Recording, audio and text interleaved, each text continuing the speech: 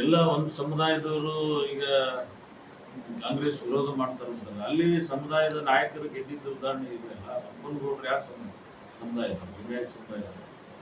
ಅದ್ರ ಜೊತೆಗೆ ರಾಯರೆಡ್ಡಿ ಅವರು ಯಾವ ಸಮುದಾಯ ಲಿಂಗಾಯತರಲ್ವ. ಸುಮ್ಮನೆ ಏನಂದ್ರೆ ರಾಜಕಾರಣದಲ್ಲಿ ರಾಜಕಾರಣ ಮಾಡ್ತಕ್ಕಂಥದ್ದನ್ನು ಮಾಡ್ತಾರೆ. ಎಲ್ಲ ಅದಕ್ಕೆ ಊಹಾಪೋಹಗಳು ಅಂತ ಕರೀತಾರೆ. ನಾಯಕ ಒಂದು ಪಾರ್ಟಿ ಬಂದ ಮೇಲೆ ಪಾರ್ಟಿಯನ್ನ ತತ್ವ ಸಿದ್ಧಾಂತಗಳ ಆಧಾರದ ಮೇಲೆ ಜಾಯಿನ್ ಆದ್ಮೇಲೆ ಸಿದ್ಧಾಂತಕ್ಕೆ ಅನುಗುಣವಾಗಿ ಕೆಲಸ ಮಾಡ್ತಾರೆ. ಯಾರೇ ಒಬ್ಬ ವ್ಯಕ್ತಿ ಪಾರ್ಟಿಯಲ್ಲಿ ಇದ್ಕೊಂಡು ವಿರೋಧ ಮಾಡ್ತಕ್ಕಂಥದ್ದು ಸಮಂಜಸ ಅಲ್ಲ, ಅವ್ರಿಗೆ ಮಾಡ್ಲಿಕ್ಕೂ ಕೂಡ ಸಾಧ್ಯ ಇಲ್ಲ, ಯಾರು ಮಾಡೋದಿಲ್ಲ.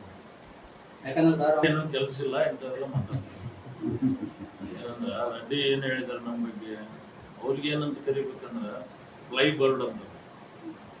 ಅಕ್ಕಿ ಆರ್ತಾ ಬಂದಿದೆ, ಅಲ್ಲಿ ಗೂಡು ಕಟ್ಕೊಂಡಿದೆ, ಆ ಗೂಡು ಎಷ್ಟು ದಿನ ಅದರಿಂದ ಹೊರಗೆ ಹೋಗ್ತಕ್ಕಂಥ ಕಾದ್ ನೋಡ್ಬೇಕು. ಅವ್ರು ಪರ್ಮನೆಂಟ್ ರಾಜಕಾರಣಿಗಳಲ್ಲ, ಒಂಥರ ಸುಂಟ್ರ ಗಾಳಿ ತಂಗ. ಯಾವುದೇ ಅದ್ರ ಬಗ್ಗೆ ಹಿನ್ನೆಲೆ ಹೋಗೋದು ಬೇಡ. ಚುನಾವಣೆ ಆದ್ಮೇಲೆ ಮಾತಾಡ್ತಾರೆ. ಪರ ಮತ್ತು ವಿರೋಧ ಆಗ್ತಕ್ಕಂಥದ್ದು. ಮತ್ತು ಏನಂತಂದ್ರೆ ಅಲ್ಲಿ ಏನಂದ್ರೆ ಮೋದಿ ಅವರ ನಾಯಕತ್ವ ಒಂದು ಕಡೆ ಇದೆ, ಆದ್ರೆ ಇಲ್ಲಿ ಕರ್ನಾಟಕ ರಾಜ್ಯದ ನಾಯಕತ್ವ ಏನಿದೆ ಟೋಟಲಿ ಅಲ್ಲಿ ಯಾರು ರಾಜ್ಯದ ನಾಯಕರನ್ನ ಕೂಡ ಕಾಣ್ತಾ ಇದೆ. ಈ ಕಾಂಗ್ರೆಸ್ನಲ್ಲಿ ಗುಂಪುಗಾರಿಕೆಗಳು ಇರ್ಬೋದು, ಆದ್ರೆ ನಾಯಕತ್ವ ಇಲ್ಲಿ ಇಬ್ಬರು ಕಾಣ್ತಾರೆ. ಅಲ್ಲಿ ಯಾರನ್ನ ಭೇಟಿ ಆಗ್ಬೇಕು, ಯಾರು ಡಿಸಿಷನ್ ಮೇಕರು, ಅದು ಕನ್ಫ್ಯೂಷನ್ ಐತೆ. ಹಿಂಗಾಗಿ ಕರ್ನಾಟಕದ ಭಾರತೀಯ ಜನತಾ ಪಾರ್ಟಿ ಅವರು ತಮ್ಮ ಪಾರ್ಟಿಯನ್ನ ತಾವೇ ಕೊಲೆಕ್ಟ್ ಮಾಡ್ತಾರೆ. ಕೇಂದ್ರದವ್ರದ್ದು ಒಂದು ಭಾಗ ಇದ್ರು ಕೂಡ ನಿಮ್ದು ಸ್ಥಳೀಯವಾದಂತ ನಾಯಕತ್ವ ಗಟ್ಟಿತನ ಇರುತ್ತೆ. ಯಾರು ಎರಡೆರಡು ಗುಂಪುಗಳು, ಅಲ್ಲಿ BL ಸಂತೋಷ್ ಗುಂಪು ಅದು ಎಫೆಕ್ಟ್ ಆಗಿ ಕರ್ನಾಟಕದ ಅಸೆಂಬ್ಲಿಯಲ್ಲಿ ಕಳ್ಕೊಂಡಿದ್ದಾರೆ.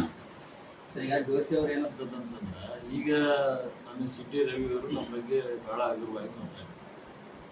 ಏನಂದ್ರು, ಹುಡುಗ ಹತ್ರ ಒಂದ್ಸಲ ಏನ್ ಕೊಡ್ತಾರ, ಲಾಲಿಪಾಪ್ ಕೊಡ್ತಾರ, ಇನ್ನೊಂದ್ಸಲ ಏನೋ ಸಮಾಧಾನ ಮಾಡ್ತಾರೆ, ಮೂರನೇ ಸಲ ಬಾರಿಸ್ತಾರ ಅಂತ ಹೇಳಿದ್ರು.